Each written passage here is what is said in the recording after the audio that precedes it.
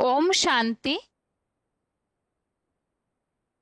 भगवत गीता श्लोक क्लास में आज का श्लोक है 14वें अध्याय का 14वां श्लोक, अध्याय 14 का श्लोक नंबर 14। श्लोक है यदा सत्वे प्रवृद्धे तु प्रलयं याति देहभृत् तदोत्तम विदाम लोकान अमलान प्रतिपद्यते। श्लोक दोबारा। यदा सत्वे प्रवृद्धे तु प्रलयं याति देहभृत् तदोत्तमं विदाम लोकान अमलान प्रतिपद्यते। अध्याय 14 का श्लोक नंबर 14 आज के क्लास में हम पढ़ रहे हैं। श्लोक फिर से। यदा सत्वे प्रवृद्धे तु प्रलयं याति देहभृत् तदोत्तमं विदाम लोकान अमलान प्रतिपद्यते। श्लोक का संधि विच्छेद है यदा सत्वे प्रवृद्धे तु प्रलयं याति देहभृत् तदा उत्तम विदाम लोकान अमलान प्रतिपद्यते। श्लोक का संधि विच्छेद है संधि विच्छेद दोबारा। यदा सत्वे प्रवृद्धे तु प्रलयं याति देहभृत् तदा उत्तम विदाम लोकान अमलान प्रतिपद्यते। शब्दों के अर्थ है यदा अर्थात जब, देहभृत अर्थात देहधारी, सत्वे अर्थात सत्वगुण, प्रवृद्धे अर्थात अति बढ़ने पर, प्रलयम अर्थात प्रलयकालीन महामृत्यु, याति अर्थात पाता है, तदा अर्थात तब, तू अर्थात तो, उत्तम अर्थात पुरुषोत्तम को, विदाम अमलान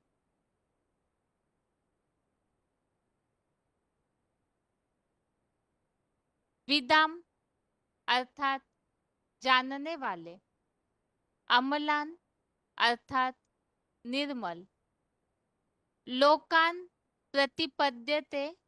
इसमें दो शब्द है, लोकान अर्थात लोकों की, प्रतिपद्यते अर्थात पाता है। शब्दों के अर्थ दोबारा।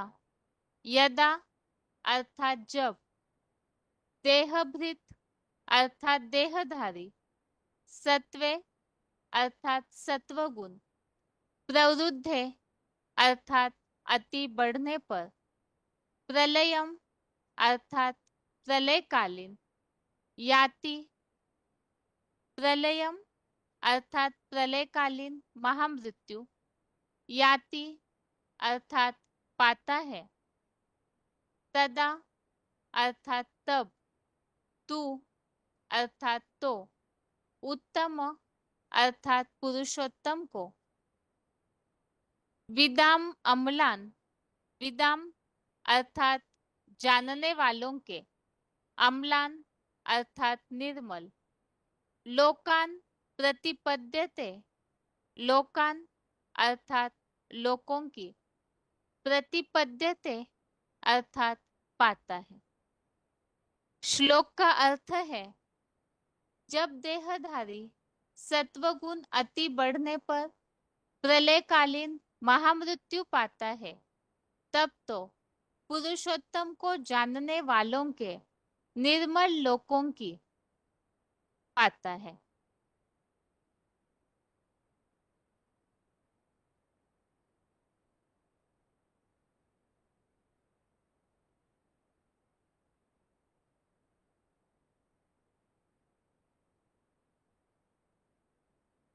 श्लोक का अर्थ है, जब देहधारी सत्वगुण अति बढ़ने पर प्रलयकालीन महामृत्यु पाता है, तब तो पुरुषोत्तम को जानने वालों के निर्मल लोकों की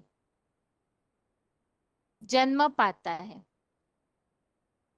अब यहाँ 3 गुणों के बारे में काफी बार यहाँ रिवीजन में भी हमने संक्षेप में 3 गुणों संबंधित बातों को समझा है कि किस तरह से पूरे सृष्टि चक्र में प्रकृति से उत्पन्न हुए 3 गुण सत, रज और तम, इनका आत्माओं पर प्रभाव पड़ता है और आत्माएं इस कारण किस तरह से सुख दुख के चक्र में अथवा जहाँ कहीं सत्वगुण की बातों के लिए हमने समझा सत्वगुण बढ़ने पर सुखासक्ति में बनते हैं, रजोगुण बढ़ने पर कर्म की आसक्ति में बंध जाते हैं और तमोगुण बढ़ने पर अज्ञान अंधकार में अर्थात आलस, निद्रा, लापरवाही और गलतियां, इस तरह से अवगुणों में आत्माएं बंध जाती हैं। अभी यहाँ पर उन्हीं गुणों में अंतमते सो गते के हिसाब से क्या हिसाब है वो यहाँ श्लोकों में समझाया जा रहा है। तो यहाँ बताया है कि जब देहधारी का सत्वगुण अति बढ़ जाता है तो प्रलयकालीन महामृत्यु पाने पर वो पुरुषोत्तम को जानने वाले, जो आत्माओं में पुरुषोत्तम है, उत्तम पुरुष है, जो सभी को पुरुषोत्तम बनाते हैं, तो उन्हें हीरो पार्टधारी को जो जान लेते हैं और उसके बाद वो निर्मल लोकों की अर्थात स्वर्ग की प्राप्ति करते हैं। यहाँ अलग अलग तरीके से पहले ही हमने श्लोकों को समझा है। जब सत्वगुण बढ़ जाता है तो आत्माओं को सुखासक्ति में बांध देता है। इसी तरह से हमने समझा था कि ये जो सत्वगुण है वो ज्ञान के मनन चिंतन मंथन से बढ़ता है। जितना जितना ज्ञान का मनन चिंतन होगा तो उतना ही ज्ञान का प्रकाश बढ़ेगा और ज्ञान का प्रकाश जिनका बढ़ेगा, सत्वगुण जिनका बढ़ेगा, तो वो आत्माएं फिर स्वर्गीय पीढ़ी में आने के लायक बन जाते हैं। तो यहाँ तमोगुण से सतोगुण बढ़ाने के लिए रास्ता बताया और आज के इस श्लोक में बताया कि जब इस तरह से सतोगुण बढ़ जाता है और सतोगुण बढ़ने पर जो प्रलयकालीन महामृत्यु प्राप्त करता है तो अंतमत्य सो गते, जिसने पुरुषोत्तम को जानकर इस तरह से अपने सतोगुण को बढ़ाया है और फिर निर्मल लोक अर्थात स्वर्गीय लोकों की प्राप्ति करता है। श्लोक का क्लैरिफिकेशन सहित अर्थ है, कल्पांत में जब देहधारी ब्रह्मावत्स योग द्वारा ब्राह्मणत्व का सत्वगुण अति बढ़ने पर महाविनाश की प्रलयकालीन महामृत्यु पाता है, तब तो वह पुरुषोत्तम संगम से ही पुरुषोत्तम को जानने वालों के निर्मल स्वर्गीय लोकों की देवताई पीढ़ियों में जन्म पाता है।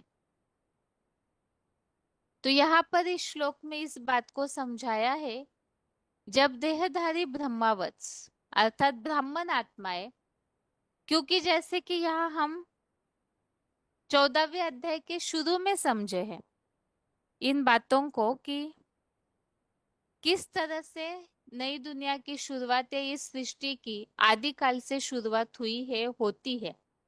तो इसी के लिए जैसे 14वें अध्याय के श्लोक नंबर 3 और 4, श्लोक नंबर 3, 4, इसमें बताया है कि परम पिता शिव आकर के परम ब्रह्म रूपी माता में ज्ञान का बीज बोते हैं और फिर अन्नाद भवंती भूतानी अनुसार योग की खुराक से नई सृष्टि के लिए प्राणी तैयार होते हैं और वही नई सृष्टि की शुरुआत होती है, ऐसे बताया ज्ञान के आधार से।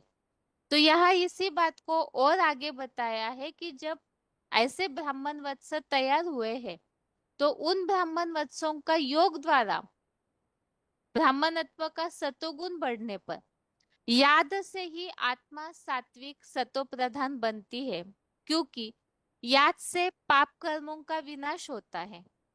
इसके लिए ही हम बेसिकली कोर्स में भी इस बात को समझते हैं कि जैसे सूरज के किरणों से कोई कागज भी जल जाता है, ये तो स्थूल बात हुई। इसी तरह से यहाँ चैतन्य ज्ञान सूर्य स्वयं भगवान, उनसे जितना जितना बुद्धि का कनेक्शन अव्यभिचारी याद के द्वारा जुड़ता है, तो उतना ही आत्मा के ऊपर जो भी पाप कर्मों का बोझ है, कट चढ़ी हुई है, जंक, तो वह जंक उतर जाती है, पाप कर्म भस्म होके आत्मा हल्की हो जाती है। तो ये जो तमोगुण है, रजोगुण है, इन सब की ही आत्मा पर वास्तव में कट चढ़ी हुई है, पाप कर्मों की, विकर्मों की। तो जितना जितना ये ब्राह्मण आत्माएं योग लगाती है, भगवान से अपना बुद्धि की तार को जोड़कर अपने विकर्मों को विनाश करते हैं, तो उनका वो सत्व गुण बढ़ता है, क्योंकि जिनको याद करते हैं उनका संग का रंग लगता है। तो भगवान तो सत्यम शिवम सुंदरम है, उस आधार से ऐसों का सत्वगुण बढ़ता है। और ये सत्वगुण जब बढ़ जाता है, तो विनाश काल में महामृत्यु पाकर ऐसी आत्माएं, पहले से ही पुरुषोत्तम को जिन्होंने जान लिया है, और फिर निर्मल स्वर्गीय लोकों की देवताई पीढ़ियों में जन्म पाते हैं। तो यहाँ तरीका बताया हुआ है कि कलयुग से सतयुग कैसे बदलता है, ये तामसी शूद्र मनुष्यों से फिर यही आत्माएं देवताएं कैसे बनते हैं। अब जैसे कि भक्ति मार्गीय दुनिया में ये बात समझी जाती है कि स्वर्ग कोई ऊपर है और नर कोई नीचे पाताल में है, पृथ्वी के अंदर, तो वास्तव में 16वें अध्याय में इस बात को स्पष्ट किया है, दो भूत स्वर्गो लोके अस्मिन दैव असुर एव च। इसी सृष्टि में प्राणियों की दो प्रकार की सृष्टि है, देवताई और असुरी। तो ये जो आसुरी संसार है कलयुग अंत में, जहाँ सब कर्मों के कारण, जो यहाँ श्लोकों में बात चल रही है, तमोगुण के कारण सृष्टि में अज्ञान, अंधकार, मूढ़ता, आलस, लापरवाही, गफलत, और रजोगुण से ही तो तमोगुण निर्माण होता है। तो इसीलिए उसमें तो लोभ है ही, आसक्ति है, अशांति है, लालसा है ही। तो ये सारे अवगुण जहाँ असुरों में ही दिखने में आते हैं, जो आज के कलयुग अंत के मनुष्यों में दिखने में आ रहे हैं, जिन्हें असुर कहा है भगवत गीता की भाषा में। तो वो आत्माएं जो है परिवर्तन कैसी होती है और देवता कैसे बनते हैं, उसे यहाँ बताया कि सतोगुण जब अति बढ़ जाता है भगवान की याद से, और जो पुरुषोत्तम को जान लेते हैं, वो फिर विनाश काल में अपने सत्व गुण को, अपने वाइब्रेशन को इस तरह से जिन्होंने बनाया है, जिसके लिए मुरली में उल्लेख आता है स्वर्ग में मरेंगे तो स्वर्ग में ही जन्म मिलेगा। अब इस कलयुगी दुनिया में स्वर्ग कहाँ से आएगा? तो यहाँ पर हमने जैसे श्लोकों में समझा है, ज्ञान के मनन चिंतन मंथन द्वारा जो अपने ज्ञान प्रकाश को बढ़ाते हैं, अर्थात ही जिनका सत्वगुण बढ़ जाता है, सर्व इंद्रियों द्वारों से जहाँ गंध निकलता है, तो वहां से ही हर इंद्रिय द्वार से जहाँ ज्ञान प्रकाश निकले, इतनी ज्ञान की पराकाष्ठा ब्राह्मण आत्माओं में हो जाए कि उनका सत्वगुण बढ़ जाता है, और वाइब्रेशन में वो आत्माएं शुद्ध सात्विक संकल्पों के द्वारा स्थिर हो जाती है, याद के आधार से, ज्ञान की पराकाष्ठा से। और ऐसे सत्वगुणी वाइब्रेशन जब उनके बन जाते हैं, तो स्वर्गीय वाइब्रेशन बन गए। और ऐसे स्वर्गीय वाइब्रेशन में रहते रहते जो आत्माएं शरीर छोड़ देती है, वो फिर नया जन्म स्वर्गीय लोकों में ही, स्वर्ग के वाइब्रेशन वाली दुनिया में, देवताई पीढ़ी में ही लेते हैं। तो इस तरह से आज के श्लोक का यह अर्थ है, सत्व गुण बढ़ने पर पुरुषोत्तम को जानने वाले निर्मल स्वर्गीय लोकों की देवताई पीढ़ी में जन्म पाते हैं। इस श्लोक का अर्थ हो गया। अभी श्लोक का उच्चारण सुनते हैं, उसके बाद पॉइंट्स। यदा सत्त्वे प्रवृद्धेतु प्रलयं याति देहभृत् तदोत्तमविदां लोकान्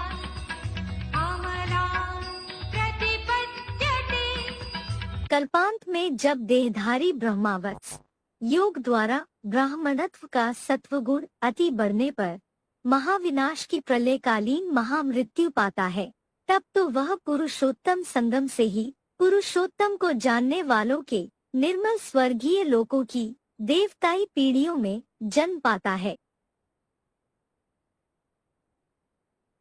यदा सत्त्वे प्रवृद्धे तु प्रलयं याति देहभृत् तदोत्तमविदां लोकान् अमरान् प्रतिपद्यते।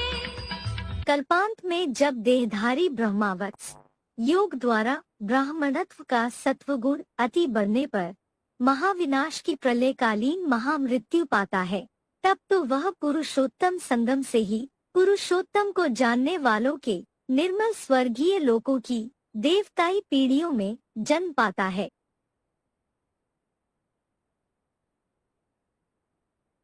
आगे है श्लोक संबंधित पॉइंट्स।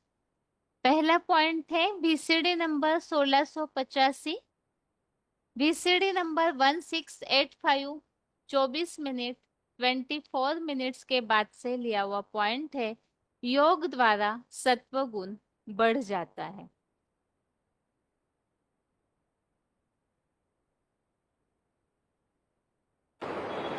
ये भी समझाया है,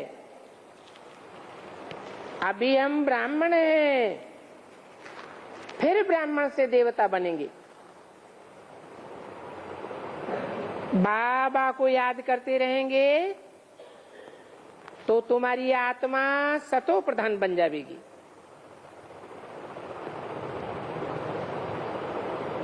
ब्राह्मण ही अभी सीढ़ी चढ़ना शुरू करते हैं।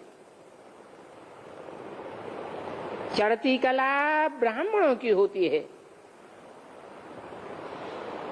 उन ब्राह्मणों की चढ़ती कला होती है जो पुरुषार्थ करते हैं।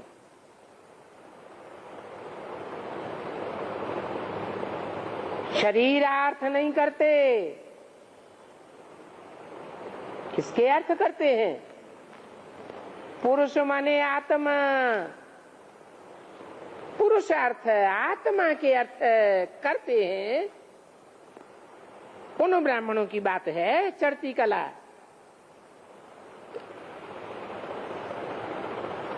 परंतु तुम्हारे में भी नंबरवार हैं, इसलिए बाप कहते हैं कि मुझे याद करो तो तुम सतो प्रधान बन जाएंगे। अगला पॉइंट है BCD number 32, BCD number 32 4 minute 4 minutes के बाद से लिया हुआ पॉइंट है, पुरुषोत्तम को जानने वाले। यहाँ श्लोक में जैसे उल्लेख आया है कि पुरुषोत्तम को जानने वाले ही फिर निर्मल स्वर्गीय लोकों की पीढ़ी में जन्म पाते हैं। मनुष्य होकर भी जो मन बुद्धि का उपयोग ही न करे तो मनुष्य में और पशु पक्षी पतंगों में क्या अंतर हुआ? कोई अंतर नहीं हुआ। तो 500 550 करोड़ जो मनुष्य आत्माएं हैं उनको उत्तम तो कहेंगे, क्योंकि परमात्मा बाप के बारे में जानकारी रखती है, उस पर मनन चिंतन मंथन करती है, वास्तव में ब्रह्मा की औलाद बनती है। प्रजापिता ब्रह्मा जो इस मनुष्य शक्ति का मुखिया है, बाप है, उसको पहचानती है। पहचानने के लिए मनन चिंतन मंथनशील रहती है, लेकिन 550 करोड़ सभी उत्तम है क्या? उनमें तो अलग अलग धर्मों के बहुत डिवीजन है। उन धर्मों में कोई श्रेष्ठ धर्म भी है और कोई निष्कृष्ट से निष्कृष्ट धर्म भी है। लास्ट में आने वाला, जो लास्ट में आने वाला धर्म है जरूर परमात्मा बाप से बहुत दूर होगा। और जो फर्स्ट है वही लास्ट में फिर उत्थान को प्राप्त करता होगा।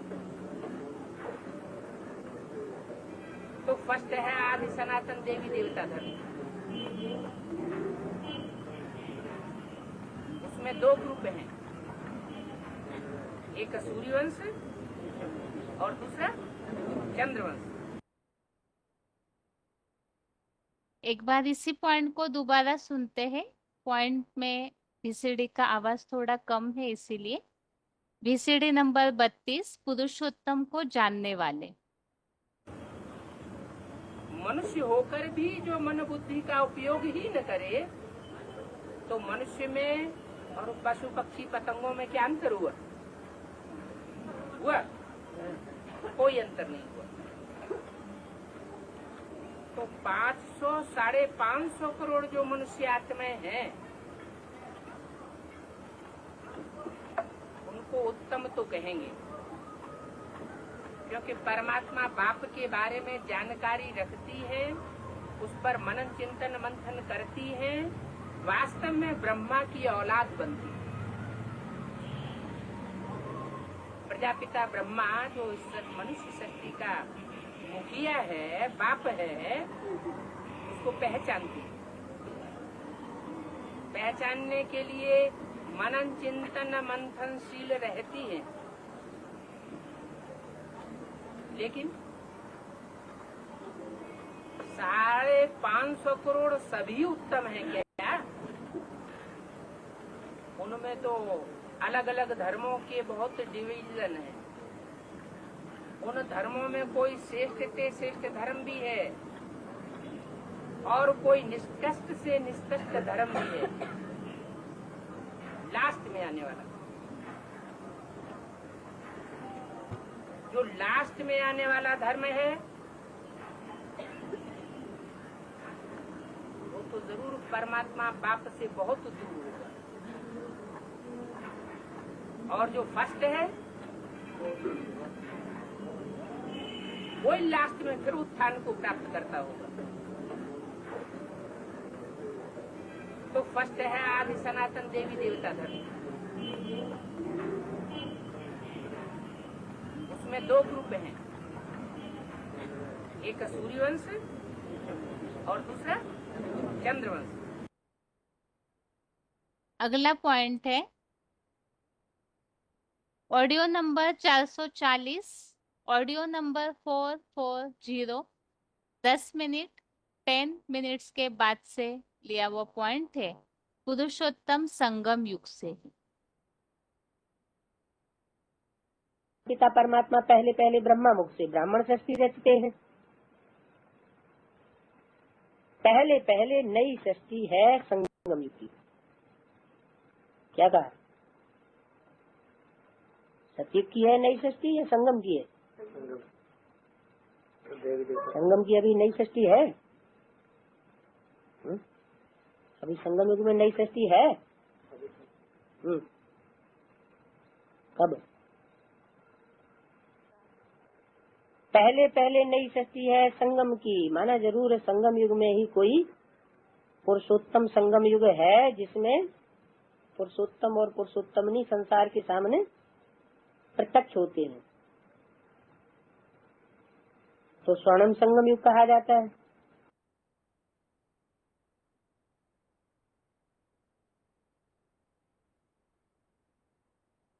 अगला पॉइंट है VCD number 1331, VCD number 1331, 48 minute 48 minutes के बाद से लिया हुआ पॉइंट है। सत्वगुण बढ़ने पर महामृत्यु पाकर स्वर्गीय लोकों में जन्म। तो बाप कहते हैं तुम सात की तीरी पर बहस लाया हुआ हूं।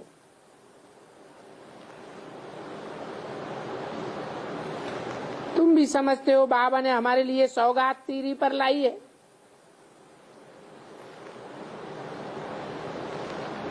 फिर हम पुनर्जन्म भी स्वर्ग में लेंगे, और वहां तो सुख ही सुख होगा। यहां तो है ही नरक। तो नरक में जो मरते हैं वो पुनर्जन्म भी नरक में लेते हैं। ये क्या बात हुई?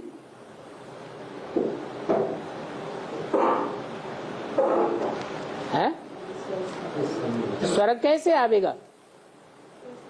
अभी क्या है?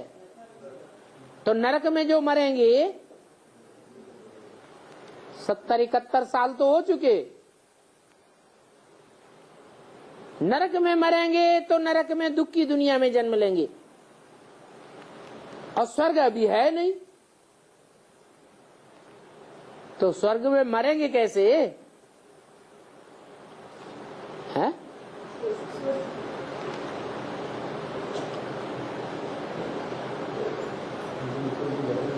सबको नरक में ही मरना पड़ेगा ना,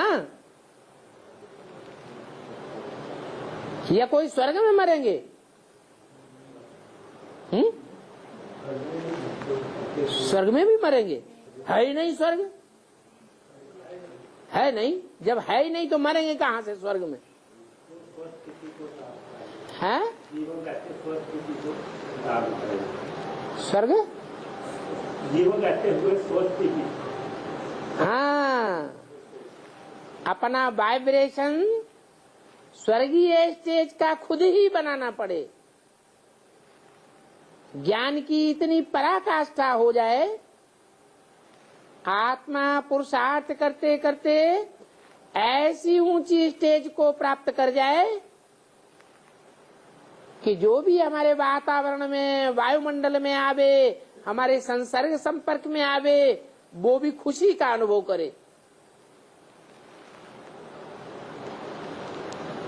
तो हमारी दुनिया कैसी हो गई? नरक हो गई या स्वर्ग हो गई? स्वर्ग हो गई। अपने वाइब्रेशन का निर्माण हम खुद ही करते हैं।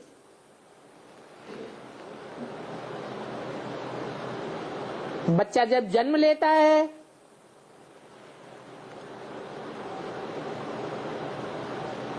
तो जन्म लेने से पहले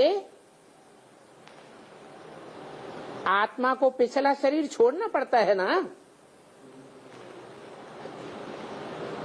शरीर छोड़ने से पहले ही उसका गर्भपिंड तैयार होने लगता है। कोई का सुंदर सलोना चोला तैयार होता है, कोई अंधा लूला लंगड़ा पैदा होता है।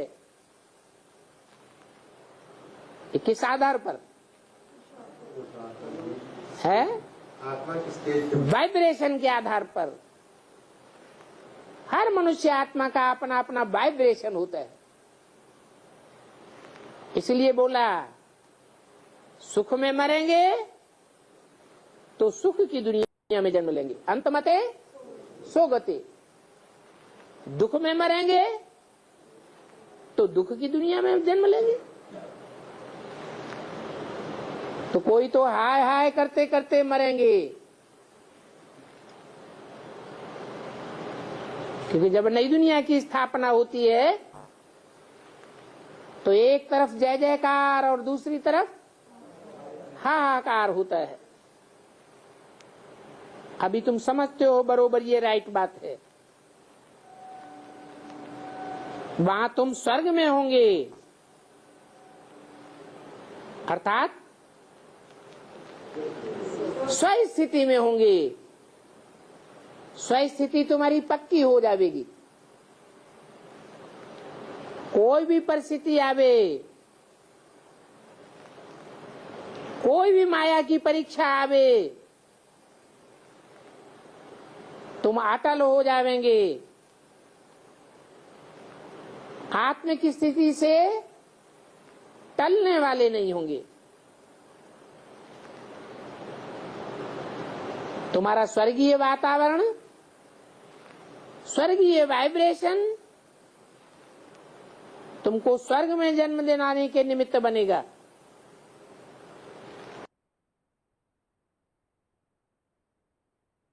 इस तरह से आज के श्लोक का अर्थ हमने समझा। विशेषकर इस लास्ट वाले पॉइंट में जो बात बताई हुई है कि ज्ञान की पराकाष्ठा से जो अपने वायुमंडल को यहाँ ही सात्विक सतोगुणी बना लेते हैं, सुख का वाइब्रेशन बना लेते हैं, तो प्रलयकालीन महामृत्यु के बाद अंतमते सो गते स्वर्गीय दुनिया में ही स्वर्ग के वाइब्रेशन में नया जन्म मिलता है। और अभी आगे रिवीजन के लिए 11वें अध्याय का 34, अध्याय 11 का श्लोक नंबर 34।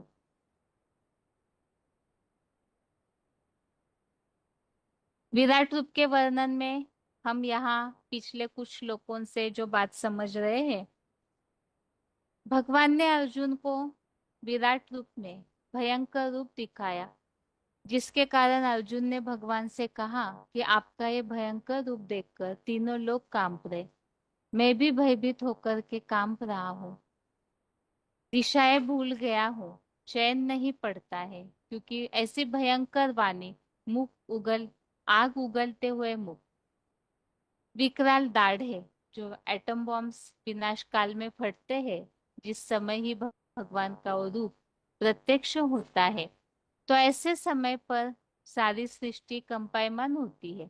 अब जिन्होंने पहले से ही पहचाना है वो तो कल्याण हो कहकर स्तुति करते हैं, और राक्षसी आत्माएं जो है वो दूर भाग खड़ी होती है, क्योंकि ऐसे विपरीत आत्माएं भगवान के उस संपन्न रूप के आगे ठहर नहीं सकते हैं। इसके अलावा हमने समझा कि अनेक देशी विदेशी दुनिया के जो भी पृथ्वी पालों के समूह है, सत्ताधीश है, ऐसी आत्माएं भी अंत में सभी इसी ओर दौड़ेंगे, अर्थात भगवान के पार्ट को पहचान लेंगे। उस उन मुखों में समाते हुए अर्जुन ने देखा जो भगवान के भयंकर मुख है। और इसी के लिए यहाँ बताया, जैसे पतंगे अपने विनाश के लिए स्वयं अग्नि की ओर झपट जाते हैं, जानते हैं कि उन्हें मरना है, इसी तरह से इस सृष्टि पर जो भी आत्माएं हैं वो अपने देहभान के विनाश के लिए स्वयं सहमत हो और विराट रूप की, ऐसे बताया है दीप्त हुताश वक्र, उनका वो जो तेज जो संसार को तपाता है, तो ऐसा योग ऊर्जा से संपन्न तेजोमय रूप वही एक ऐसी ज्वाला है और जिसमें सारी दुनिया की आत्माएं अपने देहभान के विनाश के लिए झपट जाते हैं। और इसी के लिए ही हमने आगे समझा कि ऐसे सारा देख करके अर्जुन ने भगवान से पूछा है कि भयंकर रूप वाले आप कौन हैं? तो भगवान ने इस पर अर्जुन से कहा, कालो अस्मि, इस संसार का विनाश करता काल हूँ और नई दुनिया के लिए लोगों के संगठनार्थ श्रेष्ठ लोगों का संगठन बनाने में लगा हुआ हूँ। और इसीलिए ही भगवान ने अर्जुन को समझाया, अगर अर्जुन युद्ध नहीं भी करेंगे तो भी ये जो भी युद्ध भूमि में खड़े हुए हैं ये सब मारे जाएंगे। तो इसी के लिए ही भगवान ने अर्जुन को श्लोक नंबर 33 में हमने समझा उमंग दिया युद्ध के लिए, और कहा है कि युद्ध के लिए उठ खड़ा हो। ये जो भी कामादिक शत्रुओं के प्रतिरूप है दुर्योधन दुशासन प्रतीकात्मक रूप में यहाँ दिखाए हुए हैं, तो ये सारे ही पूर्व कल्प में भी मेरे मूर्त रूप द्वारा मारे गए थे। इसीलिए ही शिखंडी रूपा वामंगी शर संधान, अर्थात यहाँ जैसे कि शक्तियों के द्वारा ही ज्ञान के बाण मरवाए जाते हैं, तो इसीलिए यहाँ बताया वामंगी शर संधान। वामंगी अर्थात जैसे नारायण के लिए वामंगी लक्ष्मी हुई, तो यहाँ पर शिखंडी द्वारा ये सारे शत्रुओं का जो विनाश कराने के लिए निमित्त बने हुए, तो अर्जुन से कहा है कि ये सब कुछ ड्रामा नूंधा हुआ है, विजय हुई पड़ी है, इसीलिए केवल निमित्त मात्र बनकर युद्ध करो।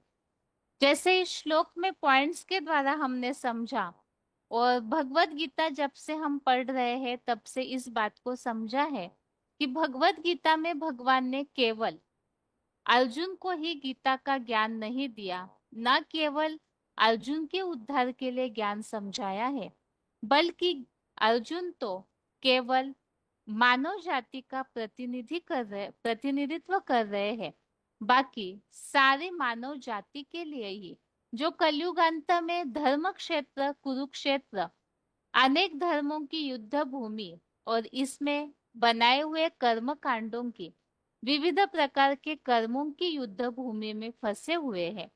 और इसीलिए ही ऐसे युद्ध में संघर्ष करते करते जब हताश हो जाते हैं, तो यहाँ विशेषकर परमपिता परमात्मा जब सृष्टि पर आते हैं कलयुगांत में, तो इस महाभारी महाभारत युद्ध से ही स्वर्ग के गेट खुलेंगे। तो उसके लिए ही गीता का ज्ञान बताया जाता है, जिस ज्ञान और योग की शिक्षा से स्वर्ग की प्राप्ति होती है।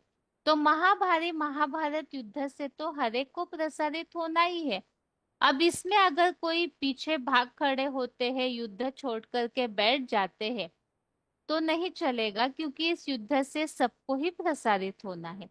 इसीलिए ही भगवान ने अर्जुन को समझाया, विजय तो हुई पड़ी है, क्योंकि हूबहू ड्रामा रिपीट होता है। हर कल्प में नरक से बदलकर स्वर्ग तो आना ही आना है। तो इसीलिए ही ये तो सारा ड्रामा हूबहू रिपीट होता है और बना हुआ है, केवल निमित्त मात्र बनकर जैसे भगवान श्रीमत देते हैं वैसे कर्म करना है। तो यहाँ पर युद्ध अर्थात कोई तीर तलवारों वाला युद्ध नहीं है। एक युद्ध तो है अपने अंदर की कमियों का युद्ध, अर्थात भगवत गीता में जहाँ तीसरे अध्याय में काम और क्रोध को चोर डकैत और महाशत्रु बताया है। स्वयं की कमजोरियों के कारण ही आत्मा अगर पतन की ओर जाती है, तो अध्याय 6 में इसे ही बताया कि आत्मा स्वयं अपना शत्रु भी है, और अगर आत्मा को ऊंची स्टेज में ऊपर ले जाते हैं, तो आत्मा स्वयं अपना मित्र है। तो इन सब श्लोकों के उल्लेखों से ये बात तो स्पष्ट है कि यहाँ हर एक व्यक्ति का आत्मा का अपना स्वयं का युद्ध है। इसके अलावा इस विशाल भूमि में, पृथ्वी में, जो अनेक धर्म में अलग अलग प्रकार के दुर्योधन दुशासन धृतराष्ट्र, जिनका हमने पहले अध्याय में ही शब्दों के साथ अर्थ समझा है कि ये कोई एक खास व्यक्तित्व के लिए बोली हुई बातें नहीं है, बल्कि इस दुनिया में ऐसे कर्म करने वाले अनेक आत्माएं हैं, जिन सबकी कमजोरियों को ज्ञान बाणों के द्वारा मारना जरूरी है। तो इन्हीं बातों को यहाँ अभी आज के इस 34वें श्लोक में अर्थात रिवीजन के श्लोक में समझाया है। तो ये 34वां श्लोक नंबर 34 देखते हैं। श्लोक है, द्रोणम च भीष्मं च जयद्रथं च कर्णं तथान्यानपि योद्धवीरान् मया हतास्त्वं जहिमा व्यथिष्टा युद्धस्व जेतासि रणे सपत्नान्। श्लोक दोबारा, द्रोणं च भीष्मं च जयद्रथं च कर्णं तथान्य अपि योद्धवीरान् मया हतास्त्वं जहिमा व्यथिष्टा युद्धस्व जेतासि रणे सपत्नान्। अर्थात शास्त्रीय बुद्धि रूपी कलश वाले द्रोण और काम इंद्रिय के युद्ध से दूरबाज खुशबाज सन्यासी भीष्म जैसे स्वर्ग सुख त्यागी तथा अरबियन यवनों के विशाल शरीर वाले देह अहंकार से दूसरे धर्मों के ऊपर विजयी जयद्रथ और उत्तम सारथी अधिरथ बने ज्ञान सूर्य पुत्र कर्ण को, वैसे ही मेरे पुत्र मूर्तिमान महादेव द्वारा कल्प पूर्व शूटिंग में 5000 वर्ष पूर्व मारे गए दूसरे भी द्वैतवादी द्वापर से आए विदेशी विधर्मी वीर योद्धाओं की वृद्धि को तू नष्ट कर दे। नारकीय पाप के पक्षपातियों से न डरो, धर्म युद्ध करो, क्योंकि तुम ही सन्नद्ध महाभारी महाभारत के धर्म युद्ध में देहभान से पैदा इन आतताई कामी क्रोधी शत्रुओं को ज्ञान योग बल और गुण राज सहन शक्ति से जीतने वाले हो। तो यहाँ पर इस श्लोक में युद्ध भूमि में खड़े सारे महारथियों के बारे में बताया है, विशेषकर कौरव सेना के लिए। जैसे द्रोण के लिए बताया है, द्रोणाचार्य के लिए शास्त्रीय बुद्धि रूपी कलश वाले, जिसमें हमने समझा था पहले भी, द्रोणाचार्य अर्थात जिनका जो बुद्धि रूपी कलश है, यहाँ शब्दार्थों में जो अर्थ दिया हुआ है वो यहाँ पर स्क्रीन पे भी दिया हुआ है।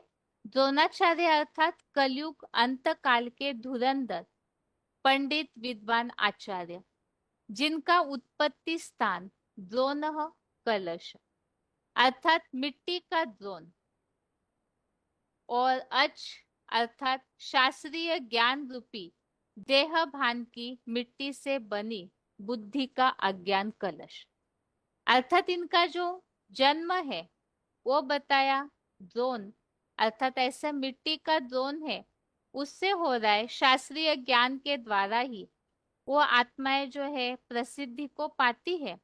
बाकी बुद्धि में जो उनके भान भरा हुआ है वो देह भान है। शास्त्रों के प्रकांड विद्वान पंडित तो है, लेकिन देह भान की मिट्टी से बुद्धि में अज्ञान भरा हुआ है।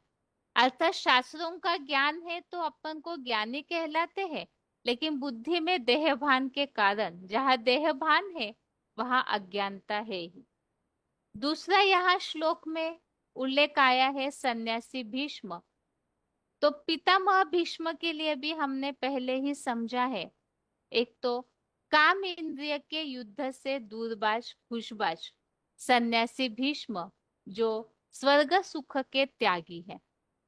और यहाँ पर जो और अध्याय श्लोकों में पितामह भीष्म का उल्लेख आया है, तो उसे यहाँ देखते हैं। सन्यासी भीष्म जिसके लिए बताया है सर्वव्यापी के भयंकर विष दाता सन्यासी भीष्म। इसी तरह से यहाँ भी 11वें अध्याय के 26 अध्याय 11 का श्लोक नंबर 26 में हमने समझा था भीष्म पितामह के लिए सर्वव्यापी के भयंकर विषदाता सन्यासी भीष्म। इसी तरह से पहले अध्याय के 8वें श्लोक में अध्याय 1 के श्लोक नंबर 8 में उल्लेख आया हुआ है पितामह भीष्म, जिनके लिए शब्दार्थों में उनके बारे में इंफॉर्मेशन दी हुई है, उसे एक बार देखते हैं।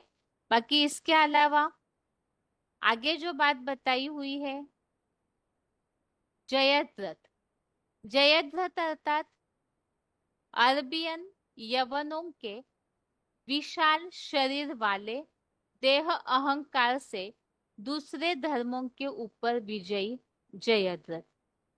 तो अरबियन अर्थात ही अरब कंट्री में तो इस्लाम धर्म जो है वो विशेषकर पनपता है, और उन्हें ही जितने भी विदेशी विधर्मी है, विशेषकर कल्पवृक्ष के चित्र में जो दिखाया जाता है वो लेफ्टिस्ट साइड के जो भी धर्म है, जिन्हें बाएं साइड के धर्म जो सबसे ज्यादा विकारी माने जाते हैं, तो विनाशकारी के रूप में उन्हें ही यवन कहा गया है। तो ऐसे अरबियन यवनों के विशाल शरीर वाले और उस कारण से ही देह अहंकार अपना देहभान उनमें ज्यादा भरा हुआ है, और उस देहभान के कारण देह अहंकार के द्वारा जो औरों के ऊपर विजयी होते हैं, तो उन्हें बताया हुआ है जयद्रथ। तो जयद्रथ के लिए भी यहाँ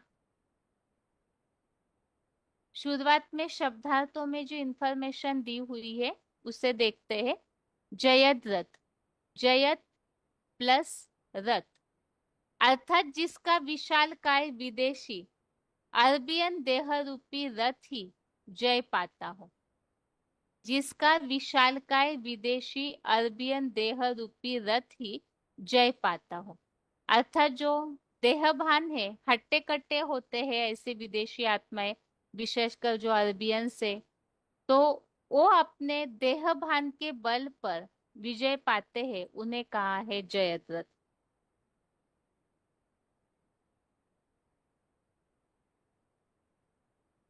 यहाँ सन्यासी भीष्म पितामह, इनके लिए स्क्रीन पे डाला हुआ नहीं है, शब्दार्थों में जो दिया हुआ है। एक बार आपके पास किताब होगा तो उस किताब में शब्दार्थों में देखते हैं कि सन्यासी भीष्म, उनके लिए शब्दार्थों में जो बात दिखाई दी हुई है, भीष्म अर्थात भयंकर, जो सर्प की भांति भयंकर विषयला शास्त्रीय ज्ञान उगलते हो। पितामह अर्थात कलयुग अंत के उन भयंकर बाबाओं या साधुओं को भीष्म पितामह कहेंगे, जो परमात्मा सर्वव्यापी का उल्टा ज्ञान सुनाकर खास भारत और आम सारे विश्व धर्मों के लोगों की बुद्धि को भटका देते हैं। हद बेहद के कांग्रेसी कौरव नेताओं और पूंजीवादी धृतराष्ट्रों द्वारा पर बाबा की तरह उनका बहुत सम्मान किया जाता है, क्योंकि प्रभावित प्रजा से वोट फिर नोट भी लेना है ना। तो यहाँ पितामह भीष्म के लिए अलग अलग श्लोकों में अलग अलग जानकारी मिलती है। जैसे कि यहाँ शब्दार्थों में बताया है, शास्त्रों का विषयला ज्ञान उगलने वाले। क्यों? क्योंकि भयंकर सर्वव्यापी की बात को, जो मिक्सचरिटी वाली बात से उन्होंने दुनिया की बुद्धि को भरमाया है, तो इसीलिए बताया भयंकर विष शास्त्रों का उगलते हैं। और ऐसी आत्माएं जो है वो सारे भारत और विश्व की आत्माओं को सामान्य तौर पर प्रभावित करते हैं, बुद्धि को भटका देते हैं। लेकिन उन्हें पितामह कहा है, अर्थात ऐसे जो साधु सन्यासी है, उनका गवर्नमेंट के द्वारा भी बहुत मान किया जाता है, क्योंकि सन्यासी अपने भाषणों से, अपनी जो भी उनके पास दूरबाज खुशबाज वाली पवित्रता है, उस आधार से ढेरों संगठनों को, अपने फॉलोअर्स को प्रभावित करके रखते हैं। तो गवर्नमेंट के जो भी ऐसे अधिकारी हैं, तो ऐसे सन्यासियों की मदद से अपने वोटों को लेती है, सीट पर बैठती है, जीत कर आते हैं चुनाव में। तो इसीलिए बताया है उनका, अर्थात साधु सन्यासियों का पर बाबा की तरह बहुत मान मर्तबा दिया जाता है। तो महाभारत युद्ध में पितामह भीष्म को बहुत ही मर्तबा दिखाया है। इसी तरह से यहाँ हम पहले अध्याय के पहले श्लोक में ही समझे हैं, वास्तव में ऐसे महाभारत युद्ध केवल कोई हस्तिनापुर नगरी की बात नहीं है, बल्कि सारी दुनिया ही इस युद्ध में शामिल होती है कलयुग अंत में। और उसमें जो ऐसे सन्यासी है, उन्हें ही पितामह भीष्म कहा है, जो स्वर्ग सुख के त्यागी होते हैं। और जैसे कि और श्लोक में हमने देखा, पितामह भीष्म जो कि सर्वव्यापी की बात को फैलाने वाले हैं। इसी तरह से यहाँ पहले अध्याय का ही 11 और 12, अध्याय 1 का श्लोक नंबर 11 और 12 में भी जहाँ उल्लेख आया हुआ है, पितामह भीष्म के लिए बताया कि ये लोग किस तरह उनको मर्तबा देते हैं। तो 11वें श्लोक में बताया है कि पितामह भीष्म की ही रक्षा करे, क्योंकि वोट दाता प्रजाजनों में इन सन्यासियों का बहुत मान है। और इसी तरह से पहले अध्याय का 12वां अध्याय 1 का श्लोक नंबर 12, इसमें भी बताया है कौरवों में वयोवृद्ध कायरों के ब्रह्मचर्य में सम्माननीय व प्रतापी माने जाने वाले पितामह भीष्म। और पहले अध्याय में ही पितामह भीष्म के लिए ही बताया हुआ है, भीष्म पितामह होते ही है शंकराचार्य वाले लोग। अर्थात मुरली में भी इस बात को स्पष्ट किया है कि जो सन्यासी है उन्हें ही पितामह भीष्म कहा हुआ है। अभी आगे श्लोक में उल्लेख आया है कर्ण, अर्थात उत्तम सारथी अधिरथ बने ज्ञान सूर्य पुत्र कर्ण। वैसे ही मेरे पुत्र महादेव द्वारा। गीता ज्ञान तो परमपिता शिव बता रहे हैं, और परमपिता शिव का सबसे बड़ा पुत्र है महादेव। तो महादेव द्वारा ही कल्प पूर्व शूटिंग में 5000 वर्ष पूर्व ये सभी मारे गए थे, अर्थात द्रोण, सन्यासी भीष्म, जयद्रथ, कर्ण। किस तरह से? तो अर्जुन के द्वारा ही जो युद्ध करवाते हैं भगवान, तो उसी के द्वारा, ज्ञान के द्वारा ही इन सब का देह भान नष्ट हो जाता है। जो उनकी कमी कमजोरियां है अपने अपने धर्मों की, वो सब नष्ट हो जाती है। इसीलिए बोला हुआ है विनाश तो महादेव के द्वारा होता है। तो महादेव के द्वारा ही ये सब मारे गए थे। और दूसरे भी द्वैतवादी द्वापर से आए विदेशी विधर्मी वीर योद्धाओं की बुद्धि को तो नष्ट कर दे। तो महाभारत युद्ध जो है वो विशेषकर, अगर महाभारत युद्ध न हो तो फिर ये जितने भी सृष्टि पर कलयुगांत में अनेक धर्म, उन धर्मों के कारण मत मतांतर और कर्म कांड फैले हुए हैं, जिस कारण से एक भयंकर युद्ध का माहौल पृथ्वी पर छा जाता है। तो अगर महाभारत युद्ध नहीं होगा तो ये इसी तरह से बढ़ता रहेगा और पापाचार बढ़ेगा। इसीलिए ही भगवान ने अर्जुन से कहा कि इन सभी विधर्मी वीर योद्धाओं की बुद्धि को नष्ट कर दे और नारकीय पाप के पक्षपातियों से न डरो, क्योंकि जहाँ विकारी भावनाएं हैं, देह भान है, देह अहंकार है, तो उनमें पक्षपात होगा ही। तो इसीलिए बताया ऐसे नारकीय पाप के पक्षपातियों से न डरो, धर्म युद्ध करो, क्योंकि तुम्ही सन्नद्ध महाभारी महाभारत के धर्म युद्ध में देह भान से पैदा इन आतताई कामी क्रोधी शत्रुओं को ज्ञान योग बल और गुण राज सहन शक्ति से जीतने वाले हो। तो यहाँ क्लैरिफिकेशन वाले अर्थ से ये बात बिल्कुल स्पष्ट है कि ये कोई तीर तलवारों वाला युद्ध नहीं है, बल्कि एक तो अपनी कमजोरियों को तो जीतना है ही, और साथ में इस दुनिया में जो भी इस तरह की विधर्मी आत्माएं हैं, जिनके लिए मुरलियों में बाबा बताते हैं विधर्मियों के प्रति शक्तिशाली स्वरूप धारण करना है। अर्थात श्रीमत की बात में अडिग रहना चाहिए, और इस तरह से युद्ध करेंगे तो ही विधर्मियों की वृद्धि बढ़ोतरी नष्ट हो सकती है। साथ में देहभान से पैदा होने वाले काम क्रोध रूपी शत्रुओं को ज्ञान योग से और गुणराज सहन शक्ति से जीतने के लिए बताया है। अभी इसी श्लोक संबंधित आगे रेफरेंस श्लोक समझते हैं। एक दो श्लोक तो हमने देखे थे, एक बार फिर से उसे भी समझेंगे। सबसे पहले तो श्लोक में उल्लेख आया है मेरे द्वारा कल्प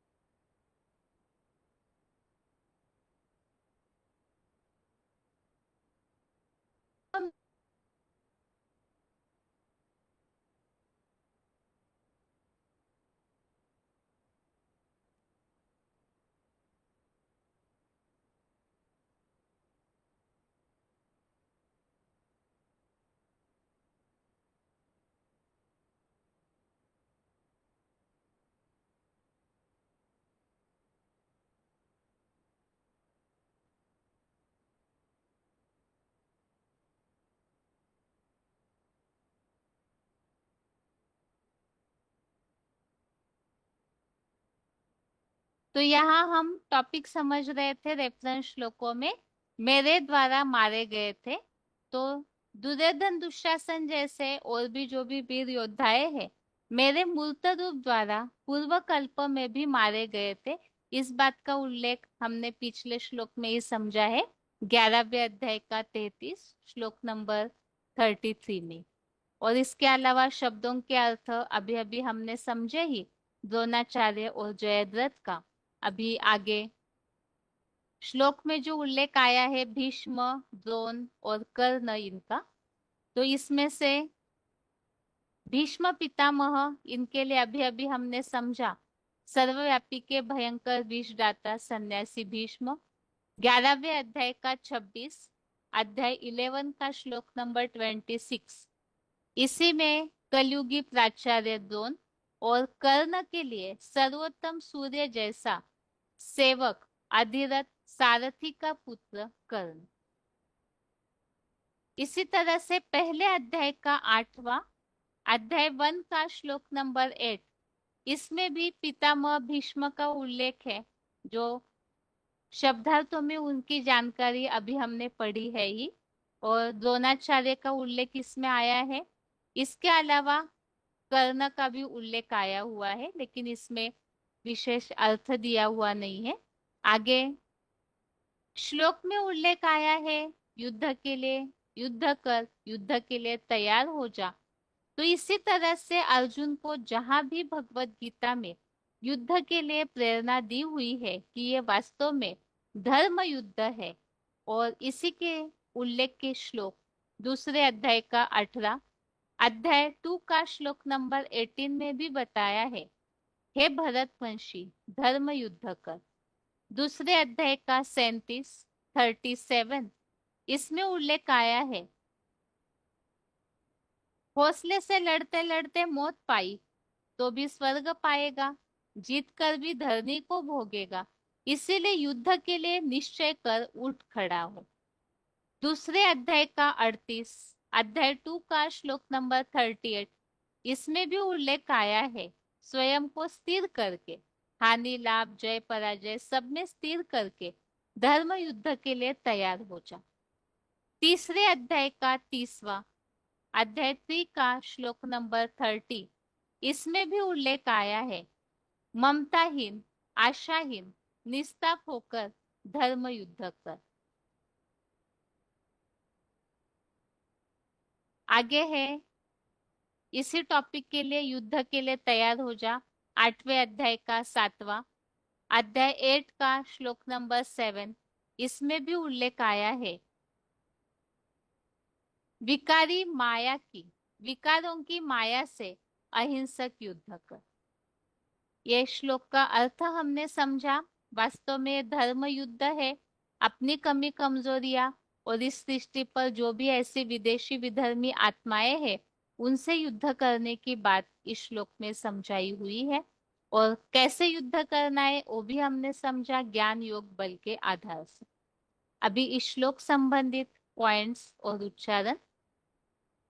भगवान अर्जुन को ही धर्मयुद्ध करने के लिए क्यों कहते हैं?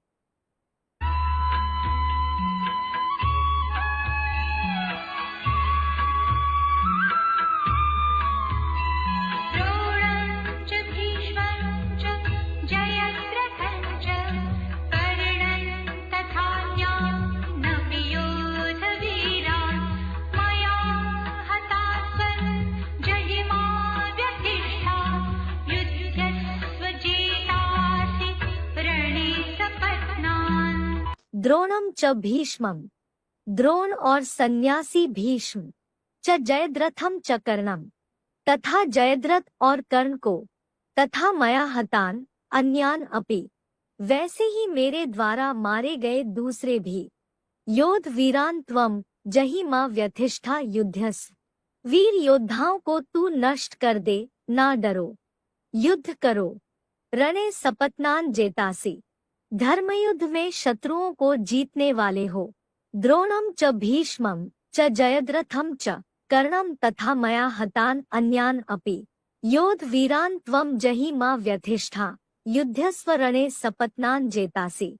भावार्थ, शास्त्रीय बुद्धिरूप कलश वाले द्रोण और काम इंद्रिय के युद्ध से दूरबाज खुशबाज सन्यासी भीष्म जैसे स्वर्ग सुख त्यागी तथा अरबियन यवनों के विशाल शरीर वाले देहांकार से दूसरे धर्मों के ऊपर विजयी जयद्रथ और उत्तम सारथी अधिरथ बने ज्ञान सूर्य पुत्र कर्ण को, वैसे ही मेरे पुत्र मूर्तिमान महादेव द्वारा कल्प पूर्व शूटिंग में 5000 वर्ष पूर्व मारे गए दूसरे भी द्वैतवादी द्वापुर से आए विदेशी विधर्मी वीर योद्धाओं की वृद्धि को तू नष्ट कर दे। नारकीय पाप के पक्षपातियों से ना डरो, धर्म युद्ध करो, क्योंकि तुम ही सन्नद्ध महाभारी महाभारत के धर्मयुद्ध में देहभान से पैदा इन आत्ताई कामी क्रोधी शत्रुओं को ज्ञान योग बल और गुणराज सहन शक्ति से जीतने वाले हो।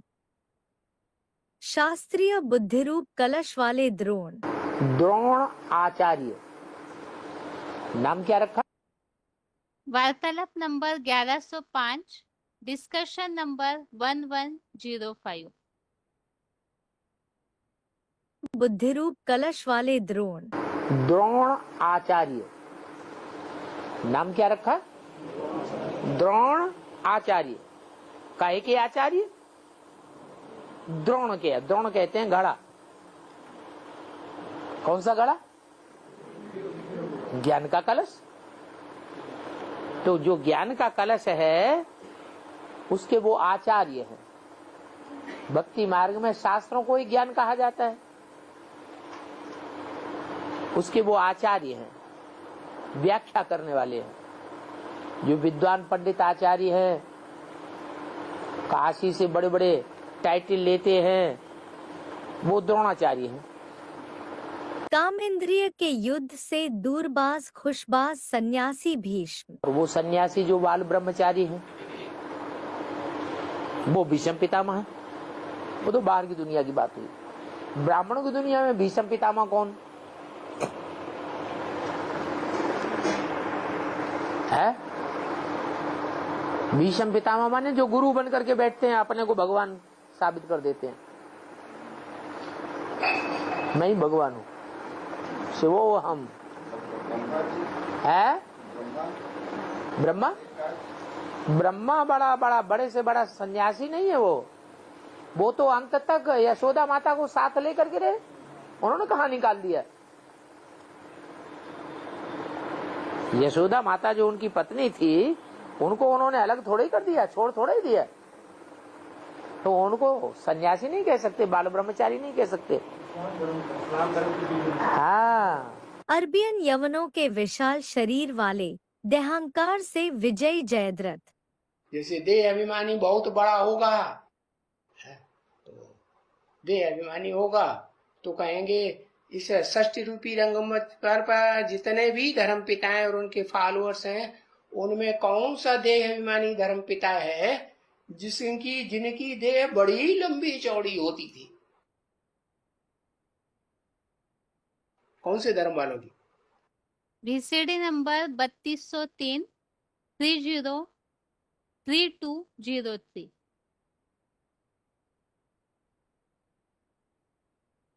है एशिया वालों की। हाँ, क्रिश्चियन धर्म की, सिख धर्म की लंबी चौड़ी देह होती नहीं, अरबियन से बड़े लंबे चौड़े थे। है हाँ, उनकी यादगार शास्त्रों में है जयद्रथ। क्या?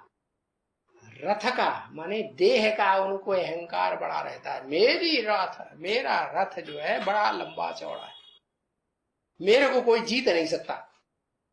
तो देह के अहंकार में आकर के उन्होंने भारत में आक्रमण कराए। मुसलमानों ने आक्रमण किए ना। पहला आक्रमण हुआ है, शुरुआत की है उन्हीं अरबियंस ने 7वीं शताब्दी में। 7वीं शताब्दी में जिस समय वो धर्मपिता, शताब्दी का मतलब क्रिश्चियन शताब्दी, और दूसरी शताब्दी की बात नहीं।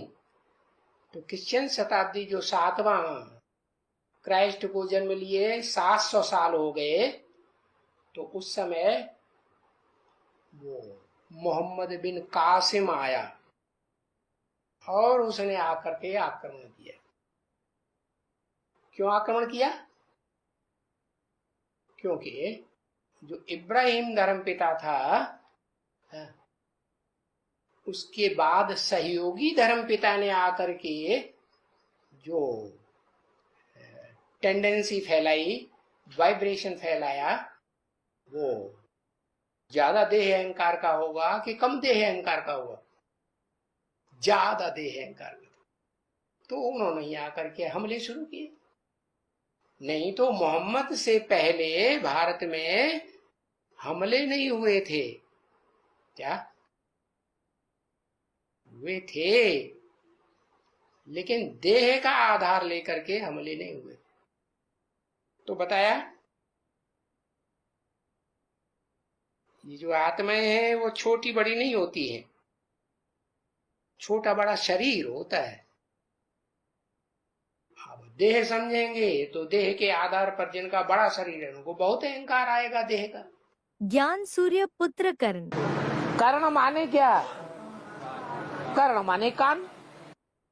वार्तालाप नंबर 1105, डिस्कशन नंबर 1105। कौन सी आत्मा है जिसने कान का पार्ट सबसे ज्यादा बजाया, सुनने का पार्ट सबसे ज्यादा बजाया? ब्रह्मा ही है। जब शिव बाबा ज्ञान सुनाते हैं तो सबसे पहले कौन सुनता है? ब्रह्मा बाबा।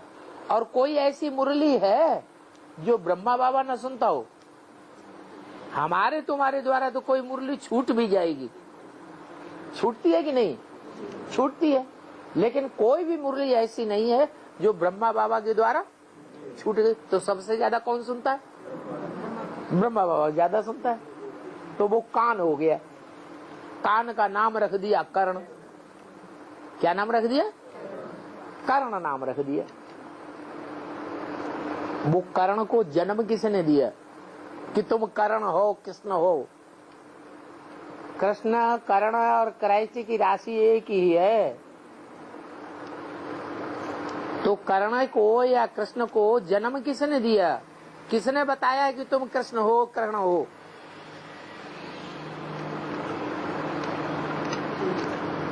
है? अरे यज्ञ के आदि में बुद्धि ले जाओ, किसने बताया? है? किसने बताया? गीता माता। गीता तो दो है, एक झूठी गीता, एक सच्ची गीता है। प्रजापिता वाली आत्मा ने बताया, प्रजापिता वाली आत्मा ने सीधा बताया दादा लेखराज को। हाँ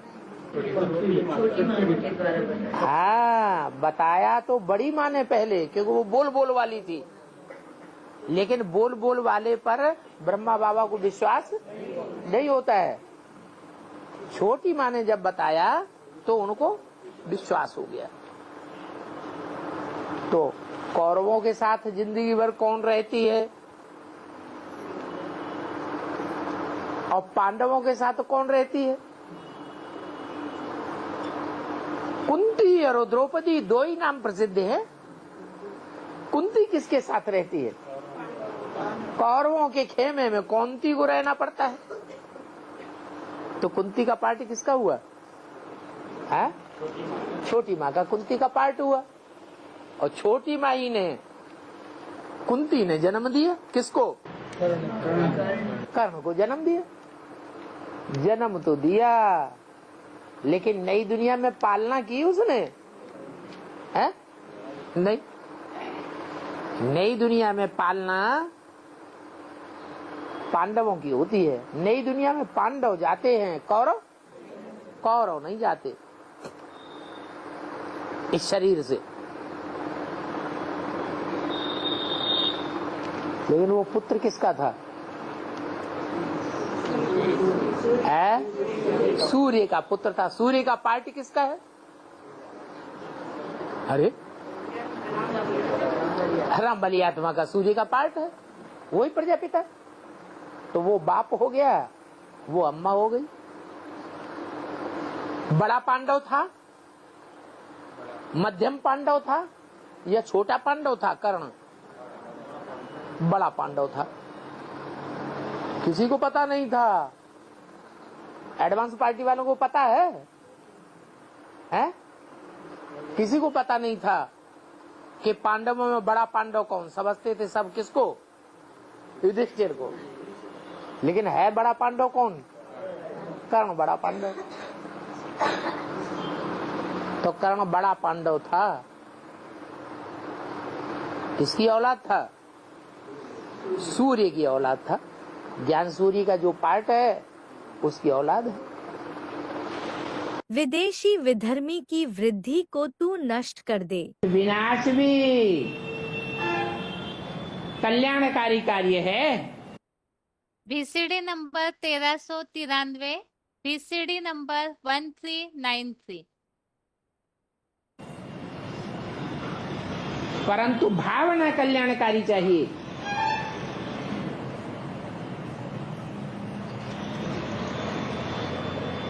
बड़ा कार्य है जो संसार में और कोई नहीं कर सकता। कोई भी धर्म पिताएं आते हैं, अपने अपने धर्म की स्थापना करते हैं, वृद्धि करते हैं, परंतु पुरानी परंपराओं का, पुराने धर्मों का, पुराने राज्यों का, पुरानेपन का विनाश नहीं कर पाते। और जब तक पुरानी परंपराओं का खंडन नहीं होता है, तब तक नई परंपराएं पनप नहीं सकती हैं।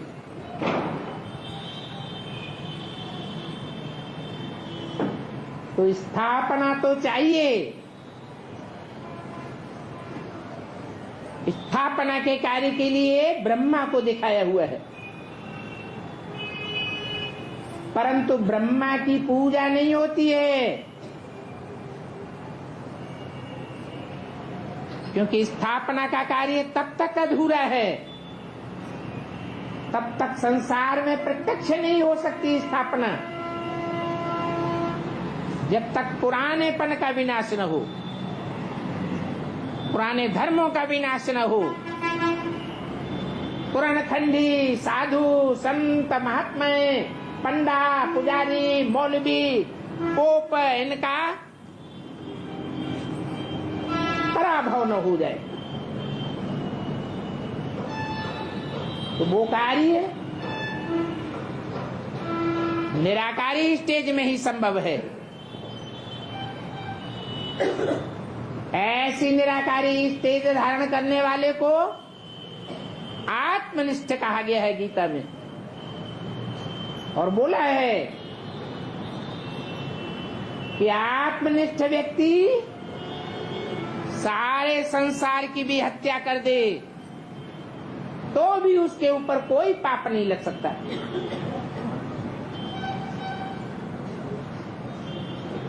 क्योंकि देवभान में रह करके जो कार्य किए जाते हैं,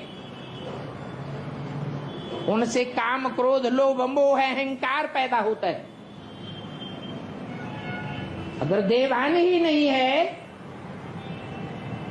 तो 5 विकार भी पैदा नहीं हो सकते, और 5 विकारों के द्वारा जो पाप बनते हैं वो पाप भी नहीं हो सकते। तो दिखाया है कि ब्रह्मा द्वारा स्थापना सब धर्म की, और शंकर द्वारा विनाश असत धर्मों का। क्रोध को गुणराज सहन शक्ति से जीतने वाले हो। बाप यही चाहते हैं, मन मना भव। वार्तालाप नंबर 1904, डिस्कशन नंबर 1904। मेरे मन में जो विशेष गुण समाया हुआ है, उस गुणों को धारण करो। क्या गुण?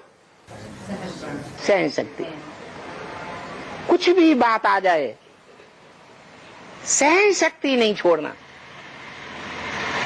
सहन शक्ति रहेगी तो क्रोध आएगा, है? नहीं आएगा, फिर झगड़ा होगा? झगड़ा ही नहीं होगा। बाप कहते हैं जो झगड़ा करते हैं वो मेरे पांडव बच्चे नहीं हैं। पांडव कभी आपस में झगड़ा नहीं करते, चाहे वाचा से, चाहे वाइब्रेशन से, चाहे दृष्टि से लाल पीली आंखें करके, या कर्मेंद्रियों से कोई भी प्रकार का झगड़ा करते हैं तो वो मेरे बच्चे पांडव पांडव बच्चे नहीं है। तो बाप का मन क्या है, क्या कहता है, क्या करो, है सहन शक्ति धारण करो। सहन शक्ति धारण करेंगे तो मनुष्य से देवता बने। देवताओं का मुख्य गुण सहन शक्ति है। काम को ज्ञान योग बल से जीतने वाले हो। ये विकारों की नारकीय दुनिया पर जीत पहनो। VCD number 168, VCD number 168। बाप कहते हैं अभी काम चिच्छा से उतरो। ये काम चिता तुमको जला करके भस्म किए दे रही है। अभी ज्ञान चिता पर चढ़ो, योग अग्नि पर चढ़ो, ज्ञान अग्नि प्रज्वलित करो। जब मनुष्य मरता है तो क्या करते हैं, चिता जलाई जाती है, शमशान घाट में ले जाते हैं ना, चिता जलाई जाती है, लकड़ियां जलाई जाती है,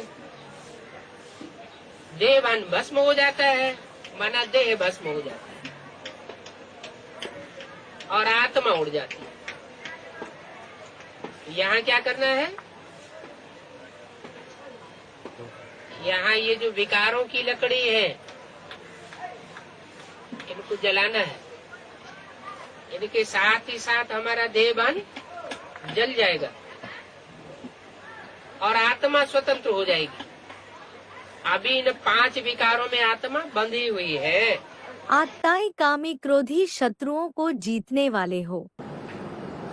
ये काम और क्रोध तामस पैदा करने वाले हैं। वार्तालाप नंबर 1304, डिस्कशन नंबर 1304।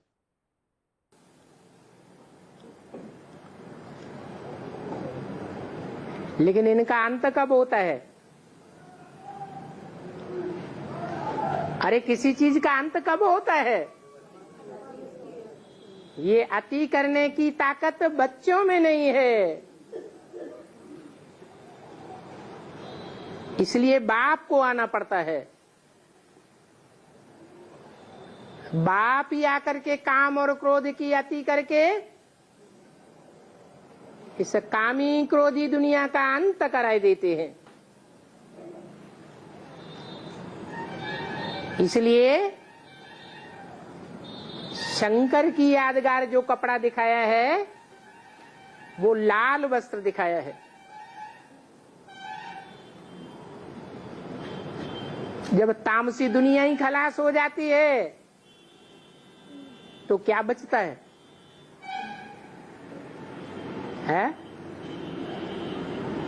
तामसी दुनिया खलास हो गई, फिर बचता क्या है? अरे पहले पुरानी दुनिया खलास होती है या पहले कुछ और होता है? नई दुनिया की स्थापना हो जाती है, परंतु वो दिखाई नहीं पड़ती है। जब तक 500-700 करोड़ दुनिया का हुजूम खलास न हो जाए, उस हुजूम में वो सात्विकता छिप जाती है। फिर जो हुजूम की दुनिया है, तामसी दुनिया है, वो खलास हो जाती है तो क्या रह जाता है? सतो प्रधान सात्विक नई दुनिया रह जाती है।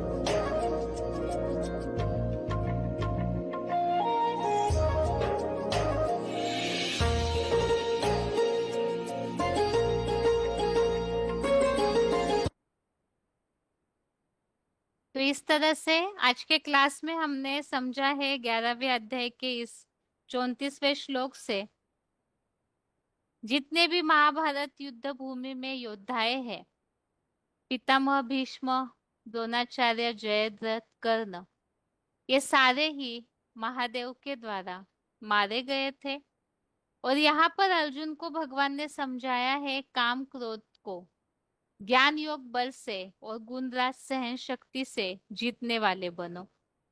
तो इसके लिए भी हमने अभी समझा किस तरह से पुराने धर्मों का विधर्मियों का विनाश भगवान महादेव के द्वारा कराते हैं और साथ में सहन शक्ति के द्वारा ही, सहन शक्ति अगर है तो क्रोध पर भी जीत पा सकते हैं, इच्छाओं पर भी, और इसी द्वारा इस धर्म युद्ध पर जीत पा सकते हैं। अभी आज के श्लोक को एक बार रिवाइज करके आज का क्लास पूरा करते हैं। श्लोक है आज का, यदा सत्वे प्रवृद्धे तु प्रलयम याति देहभृत् तदोत्तमम विदाम लोकान अमलान प्रतिपद्यते। 14वें अध्याय का 14वां श्लोक है, यदा सत्वे प्रवृद्धे तु प्रलयम याति देहभृत् तदोत्तमम विदाम लोकान अमलान प्रतिपद्यते।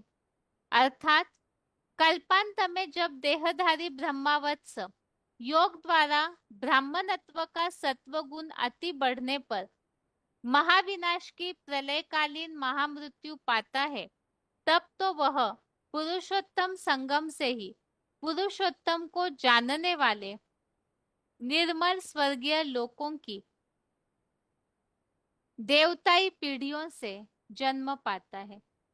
श्लोक को हमने पॉइंट्स के द्वारा अभी इस तरह से समझा कि यहाँ पुरुषोत्तम संगम युग में ही परिवर्तन कार्य की शुरुआत होती है और वो परिवर्तन उनके लिए होता है सबसे पहले तो जो पुरुषोत्तम को जानते हैं। अर्थात जैसे हमने समझा पॉइंट में कि ऐसी आत्माएं जो सूर्यवंशी और चंद्रवंशी है, 500 करोड़ तो अंत में भगवान को जानेंगे, लेकिन देवताई पीढ़ी में जो जन्म पाने वाले हैं सूर्यवंशी चंद्रवंशी, वो सबसे पहले भगवान के कार्य को मुकर्रतन को जानते हैं, पुरुषोत्तम को जानते हैं और याद के द्वारा ही सतोप्रधान बनते हैं पापों का विनाश करके। तो ऐसे ब्राह्मण जो है वो आत्माएं अपने आप को सतोप्रधान बनाने पर यहाँ संगम युग में ही अपने वाइब्रेशन को इतना सात्विक ज्ञान की पराकाष्ठा से बना लेते हैं, संकल्पों को इतना सात्विक बना लेते हैं कि वो वाइब्रेशन में स्थिर हो जाती है। वो आत्मा शुद्ध संकल्पों के द्वारा जब वायुमंडल स्थिर हो जाता है सत्व गुणों का ज्ञान प्रकाश में, तब ऐसी स्थिति में विनाश काल में मृत्यु पाए हुए फिर वो आत्माएं नई दुनिया में स्वर्ग में जन्म लेते हैं। जिसके लिए बताया स्वर्ग में मरेंगे तो स्वर्ग में ही जन्म लेंगे। तो कलयुग में तो स्वर्ग है नहीं, तो कलयुगी दुनिया में ही इस कलयुग की धारा से विपरीत जाकर के जो ब्राह्मण आत्माएं अपने आप को सतोगुणी बनाते हैं ज्ञान की पराकाष्ठा से, तो उनके वाइब्रेशन ही सात्विक बनते हैं और वही फिर नई दुनिया में देवताई पीढ़ी में पहुंच पाते हैं। यह आज के श्लोक का अर्थ है और इसके साथ ही आज के लिए गीता क्लास यहाँ तक ही। ओम शांति।